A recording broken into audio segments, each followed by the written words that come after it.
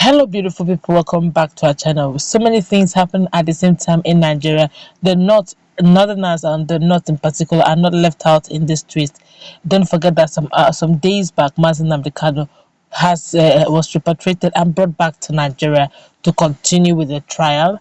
And the fact that Igbo British lawyers, have decided to drag the Kenyan government authority to ICC if need be, and they have given the federal government 48 hours to release Mazen Kanu to go back to Britain and do the needful so that they can do the go through the due processes that is allowed by law, international law.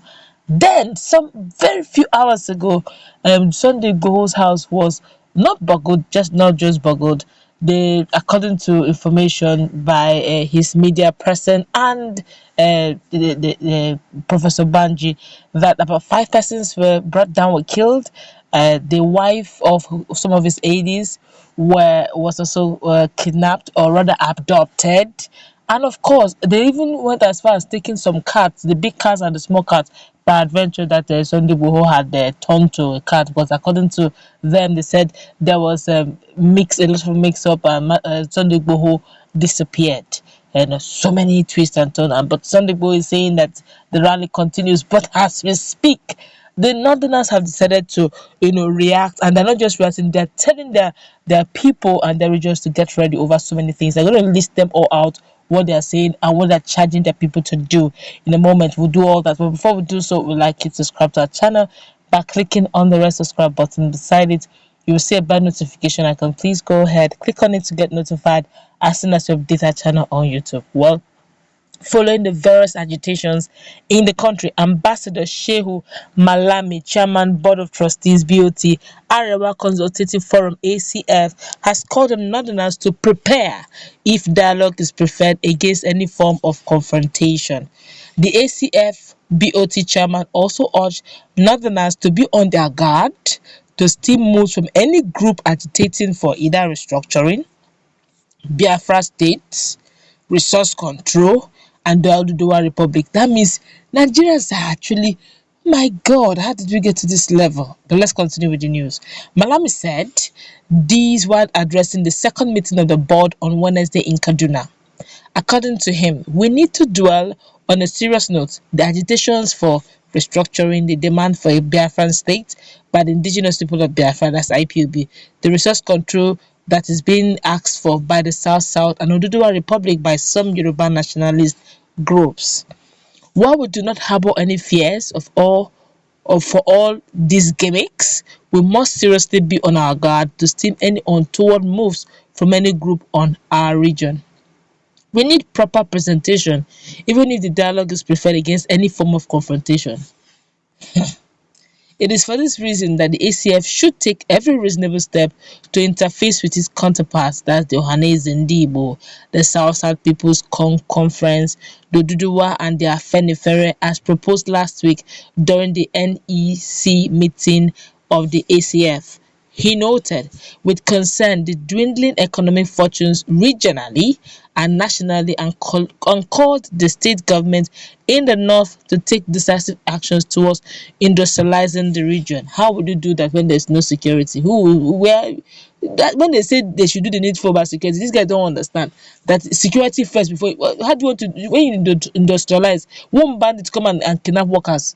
These guys don't understand how powerful security is. Let's continue. You never clear on that yet.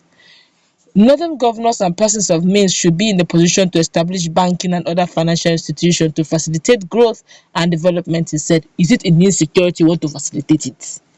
Let us continue. Commenting on insecurity in the country, he said despite effort by the federal government to overcome the ravages of the Boko Haram insurgents, mostly pronounced in the northeast geopolitical zones, and the resilience of the armed forces in fighting the odds, the so-called Fulani wanton killings and kidnapping, the header farmer face-off, and other insurgent groups masquerading as Fulani or Northerners as a whole have all come to pose more security challenges facing the government and citizens.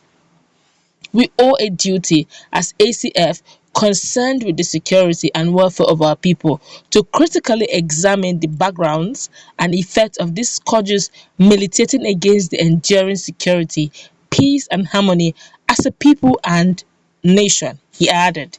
He then appealed to the government in the region to tap into available solid minerals and other resources that are born in every state to change the fortunes of the region and the country at large, saying, "We are heavily endowed to feed not only Nigeria but most of the West and Central African sub-regions." Now he understands what people are saying. Now he understands that we are richly blessed. Just some months back, we've heard about Zamfara and gold. What came out of it? We are still talking about the resource control of oil, only oil. The one that the Niger Delta is holding is everybody's concern. It's everybody's oil. The oil in Niger, the oil in Niger Delta is owned by the Jigawa people, like one of the then senators was saying.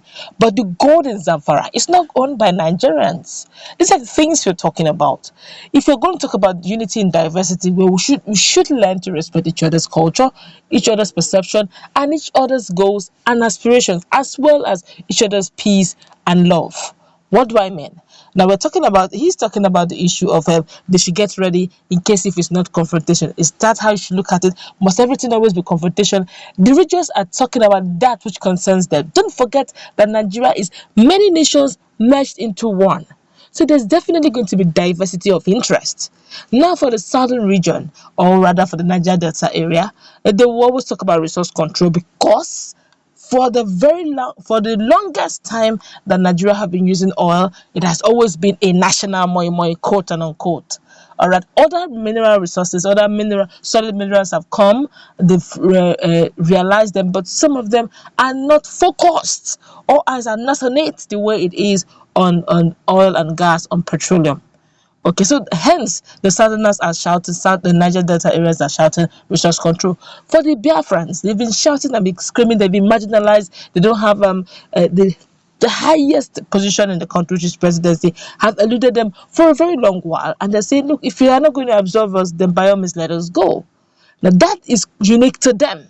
For the Oduduwa Republic, they have been on and off, and they're saying, look, this whole issue of marginalization, where we have the think tanks coming from the southwestern part, but we are not allowed to hold the way we want to hold it. We are not allowed to enjoy our resources. One of the biggest and the greatest industrial area is Lagos State. A lot of headquarters, parastatals are embedded there. There are port authorities there. The kind of revenue that is generated in Lagos State, you don't even need oil and gas to get it. And they're saying, look, we are bringing a lot of revenue to the country. We should also be given so much respect. The same thing goes with so many. You can now begin to see that even middle belts are also complaining that in fact that Arewa is not really speaking for them. They're speaking for the north and the core Fulanis. It is not for them. Now they are now saying, oh please, we need to say the big boys in the northern region should at least change the fortunes of the region. It's not going to happen so easily because of the insecurity. Who's going to bring his investment in a place where he's not sure that bandits will not kidnap him, or will not kidnap his workers, or will not raise down his building? That's how powerful insecurity is. And until we join hands together and do this, then we are going nowhere as a country. But if you want to go into the issue of it is my people, you keep protecting the bandits, saying they're your brothers. But then when others agitate, you say they're criminals, they should be nailed. Then that's the challenge we have as a country. Until we see each other as one, then we cannot collectively solve our problem as one. First, we're going to wrap it up. Let's